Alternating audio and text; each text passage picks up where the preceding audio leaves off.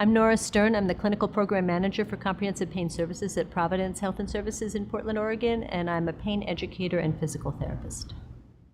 When people live with pain, it's very common to become less and less active because you're trying to avoid the things that are uncomfortable. And people tend to want to do less and less, hoping to avoid pain. But the trick is that that's actually the opposite of what you should do. My name is Michelle Maricos. I'm a certified peer support specialist and person living with pain. Pain management is my job. I live with my persistent pain. My doctor doesn't live with my persistent pain. I cannot go into my doctor's office and hand over my pain. I am in control through sleep hygiene, through positive mental attitude, through my activities, and through my nutrition. Yeah, I'm Trey and I live with chronic persistent pain. So I have to find ways of getting the blood flowing to all parts of my body, from toes to my brain, in a way that's not gonna make me feel like death. The way that I do that is by incorporating biking into my schedule a lot. Just moving from here to there, it gets the blood flowing, it's very meditative. And what really helps me is yoga. I practice 3 times a week. Much of it is restorative, is yin, is that very slow yoga that focuses on holding poses for a long time. I think that that is a great way to exercise and build community with other people that are intentionally exercising. Hi, I'm Patricia Rosenberg, and I'm a patient that's living with chronic pain. And I try to go to a grocery store, a big one like Winco or Albertsons, Fred Meyer's, and I walk the whole length of the store going up and down every aisle.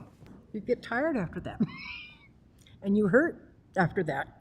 So it's time to go sit down, relax a little bit, and if you can't finish the whole thing, go back later, do it later on. It doesn't have to be done all in one day. And even if you just go to that wall and back again, it's okay. That's still more exercise than what you were before. It was for me.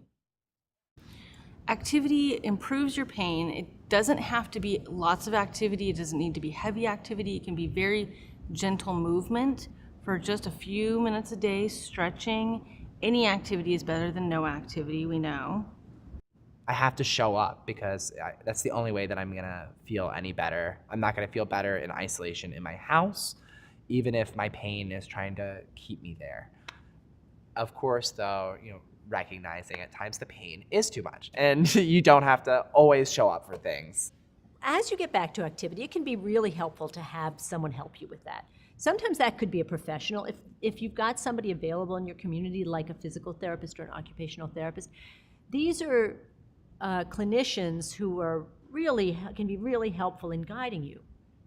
But also, if those people aren't readily available, don't be too frustrated. The guideline of starting low and going slow, but staying with it, remembering to be sore but safe, is going to take you a long ways. You might get your help from a community class, for example, where you get some guidance, you get some support around you, you're going to hit some roadblocks, you're going to have friends there who support you, maybe find a friend to support you. There's multiple ways to be successful with this, and sometimes it can be helpful to have a professional coach when it's available. So I started seeing a chiropractor, I started doing acupuncture. Yoga became instrumental in my recovery and realizing where I was feeling pain and not denying that I was feeling pain, because denying that I was feeling pain was not getting rid of the pain. I've instead viewed exercise in a much more mindful way, using exercise as a way to heal and access different parts of the body rather than making them work against one another, see how they can work with one another to support one another, especially those parts that are in pain. How can the parts that are healthy assist the other ones? I have people back in my life again.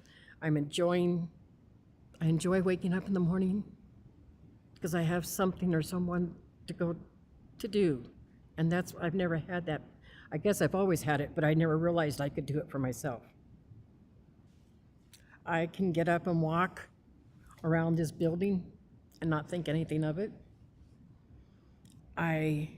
Doing this, I'm talking to you. I'm out of my house, out of my reaching out to other people, I'm doing something that means something to me and hopefully to others.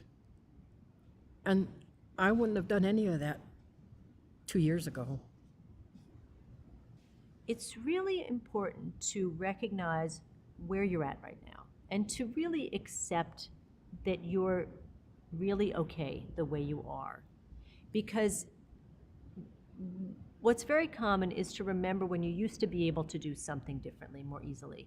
And then we tend to beat ourselves up for not being able to do those things. And then it feels so hard that you give up. So it's very important to recognize that your system is more sensitized now. It's having a harder time right now. And you will be able to get healthier and do more and bring more things back into your life. And it's important to start at the level that you need to start at, which usually means starting at a lower level than you would expect. So think about what you would expect yourself to do and cut that back quite a bit. And that's probably where you need to start. So we say start low, go slow, and keep going. 6 years ago when I started this journey, I was a wreck.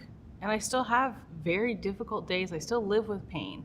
There is no cure for pain. I wish there was. We would all be in line for the cure. This is a process. It's an everyday process. You have to practice what you preach. And I do that. I practice the movement. I practice solid nutrition. I practice, really positive thinking and getting myself to a different place with my pain. It's essential to actually be able to live with pain and not struggle.